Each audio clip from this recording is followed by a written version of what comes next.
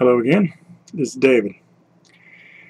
Now, if you're deciding to do preparation techniques and wanting to prepare for different scenarios, there's a thought that you have to relate to, you have to think about. And the first one is, are you going to go alone on your preparation, or are you going to bring others in? So let's talk about if you're going to go alone. Okay? First of all, never tell anybody anything outside of your immediate family. Obviously, you can say you're a prepper. I mean, a lot of people are interested in prepping, but never actually tell them what supplies you have stored up, whether or not you have any supplies stored up, and never relate as to where your supplies are or what eventualities you have created to protect yourself. Of course, like I'm saying, is that's if you are going alone and you're just going to be you and your family. Then you never tell anybody anything.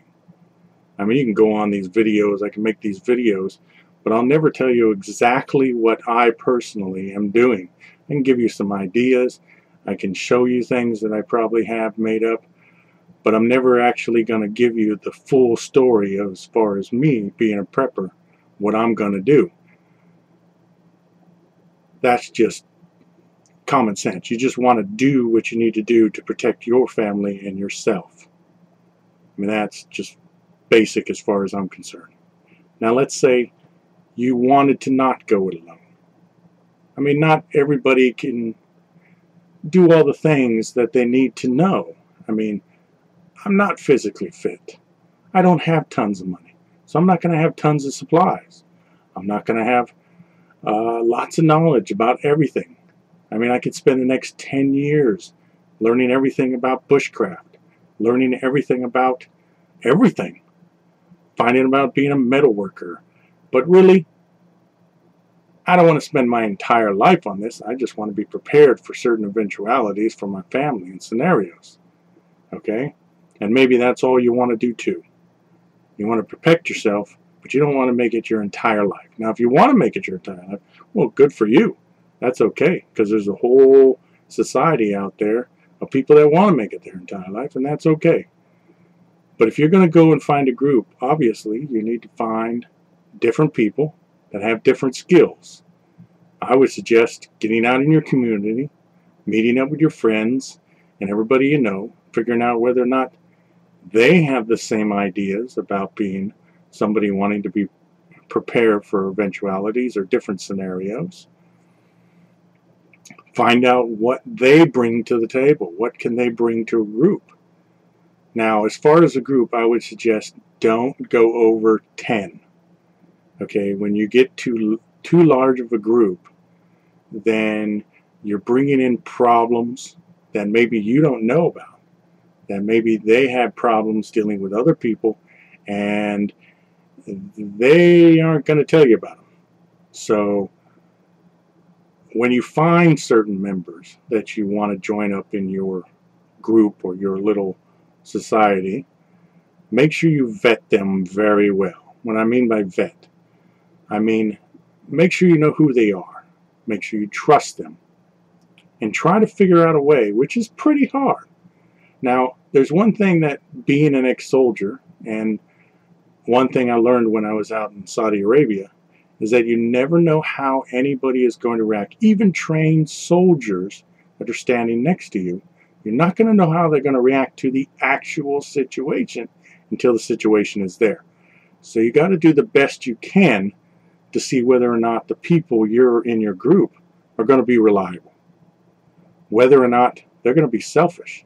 Because you got to know whether or not they are going to protect their family over your family. You don't want to get with a bunch of people who are, when the stuff happens, are going to sell you out for other members of the group and make their group even smaller. So there's a lot of things you have to think about when you're dealing with trying to find a group.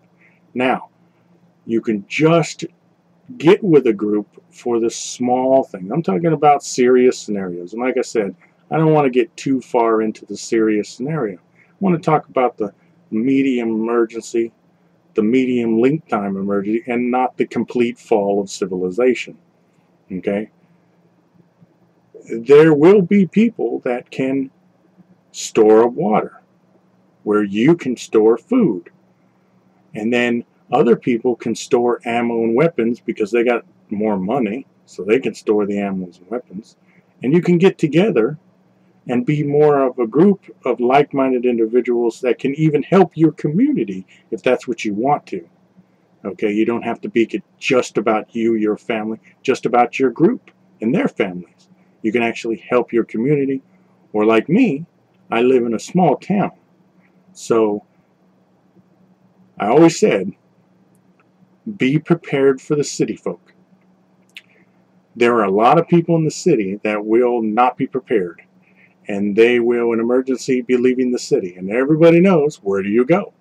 You go to the urban areas. You go to the small towns where there's a lot of growing and farming. Okay, so the big city people will be coming. So you may decide to get, a group in your town of people that will protect your town, that will protect your area and your friends. Okay, so you have to make the decision. Plain and simple. Are you going to do it alone? Or are you going to do it in a group?